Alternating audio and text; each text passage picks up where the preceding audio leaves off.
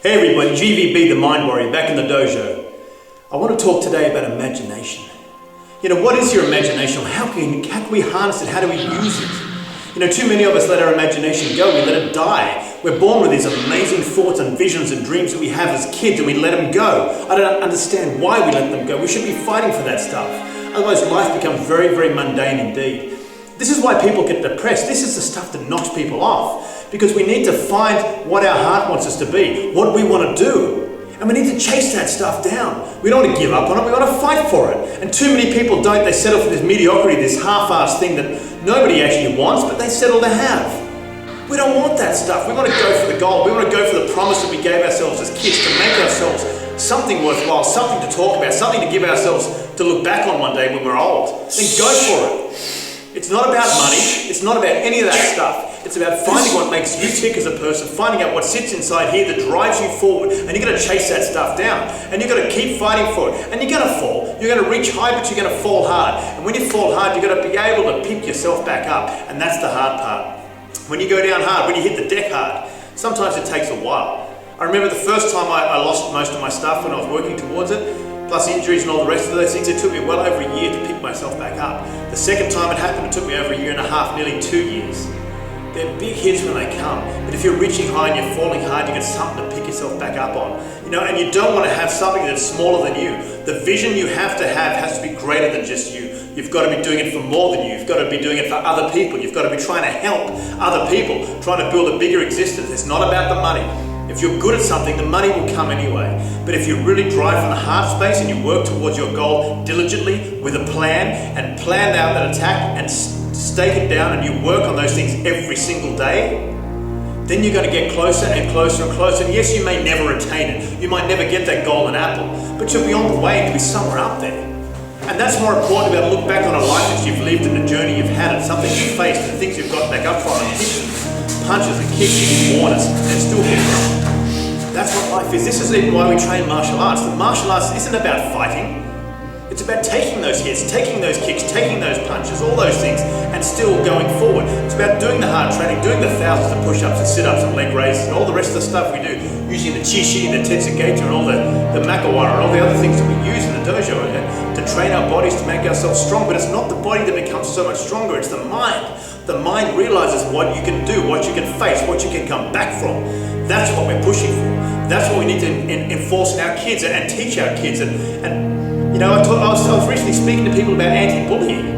I mean, in all honesty, you're always going to get bullied. You're never going to stop that stuff. So what do? We teach our kids to be stronger in themselves. We teach them to understand that they're okay. That if someone hassles them and talks about them, it doesn't matter. I don't care what you say about me. You can say anything you want. And that's what you need to teach your kids, that you are strong within yourself, that you don't need to put up with stuff, that you're strong enough to talk back and go, you know what, no, that's enough. Because if you do that, you're going to breed stronger children. And I'm talking about up here and in here, kids that feel they've got worth, kids that feel they can't be bullied because they feel okay in themselves, kids that are strong-willed people, that decide to go after their dreams, don't cave in because mum and dad were half-assed and caved in themselves.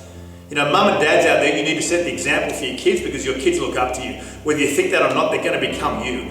You mirror what you get. You know, your kids do look up to you and family patterns exist. So if your kids look up to you and you're a deadbeat and a dropout, well, that's what they're going to become. It's very hard to break that mold. Okay, so be a good example. Live well, teach your kids better. Make them better than you can be. And if you can't do it, find them someone who can. Okay, be willing enough to do that for them because we want to make the next generation better than this one.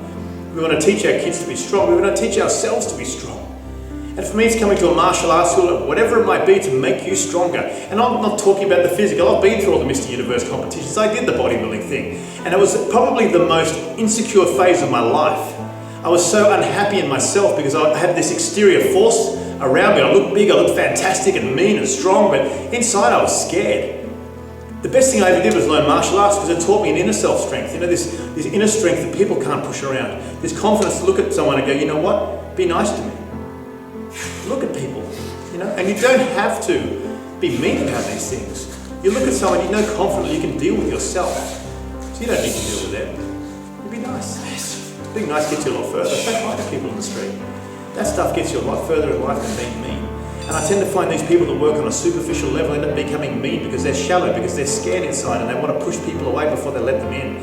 And understanding body and mind, language is a very important thing. Body language is important, mind is important. You need to understand how energy and force is propelled out, and how people, when you walk into a room and people feel aggressive, you can feel that. If people are unhappy, you feel that it's projected out. But we want to push our mind force to the head of a pin. That's what we do with our focus. And doing these things actually makes you a stronger person, makes you more aware. And you can pick your goals and directions much better and more clearly because you're confident you can do it. And you've ascertained a good pathway, and you can actually take that on and have some level of success. So go for this stuff, Mind, body, spirit isn't just a bunch of letters and kanji.